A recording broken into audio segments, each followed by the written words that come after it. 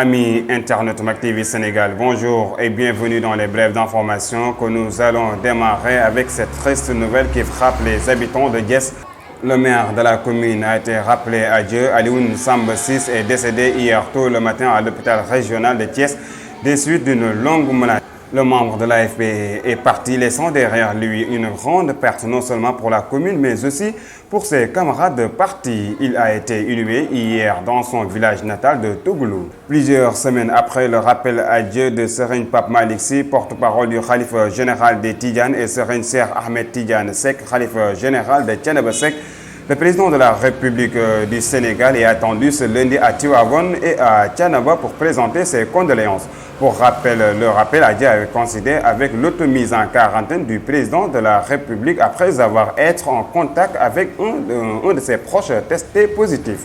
Parlons de toute autre chose. Fin d'état d'urgence, synonyme de la reprise des malfaiteurs. Koungheul était leur cible. C'est exactement dans le village de Koura Mourite où des groupes de malfaiteurs non identifiés ont attaqué un rond commerçant dans la nuit du samedi au dimanche. Ces dernières n'ont pas réussi à emporter avec eux des bagages. Toutefois, ils ont blessé 2 personnes par balle avant de prendre la fuite. Une enquête a été ouverte par la police. Une enquête d'ailleurs qui a occasionné l'arrestation de 3 personnes qui pourraient lier à cette affaire. Peut-on l'appeler un accident de circulation? En tout cas, ce qui s'est passé au centre-ville ce matin est extraordinaire.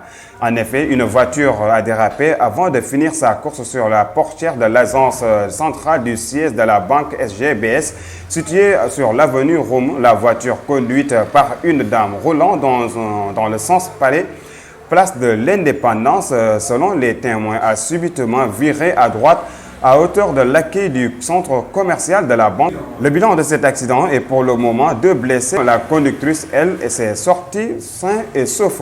Les tensions sur les terres de Nengueler, objet d'un litige foncier entre les populations et le groupe Sédiment, ne cessent d'augmenter.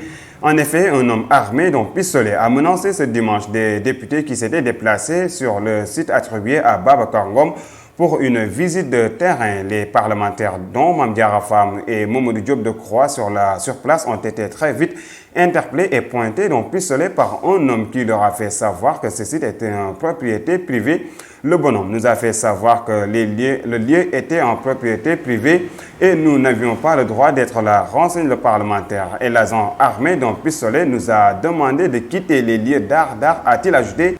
Ces derniers qui ont très vite quitté les lieux, selon nos sources, ont indiqué avoir porté plainte à la brigade de la gendarmerie de Mbour. Intéressons-nous à présent de la situation du Covid-19 au Sénégal. Sur 710 tests réalisés, 63 sont revenus positifs au coronavirus, soit un taux de positivité de 8,87%.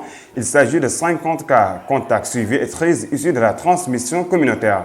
Cependant, 68 patients ont été testés négatifs et déclarés guéris. Toutefois, 34 cas graves sont pris en charge dans les services de réanimation et 2 nouveaux décès liés au Covid-19 ont été enregistrés. À ce jour, donc, le Sénégal compte 8198 cas testés positifs au coronavirus, dont 5114 guéris, 150 décès et 2533 encore sous traitement. Terminons bref avec ce drame qui s'est produit à Touba. C'est exactement au quartier Madiana où une bagarre s'est virée au drame. Selon la RFM qui relate l'information, l'un d'eux a finalement perdu la vie. La victime s'agit d'un homme de 20 ans. Le présumé meurtrier et pour le moment reste introuvable. Et c'est ce qui met fin à cette édition présentée avec un immense plaisir. Merci de nous avoir suivis et surtout restez connectés sur MacTV Sénégal.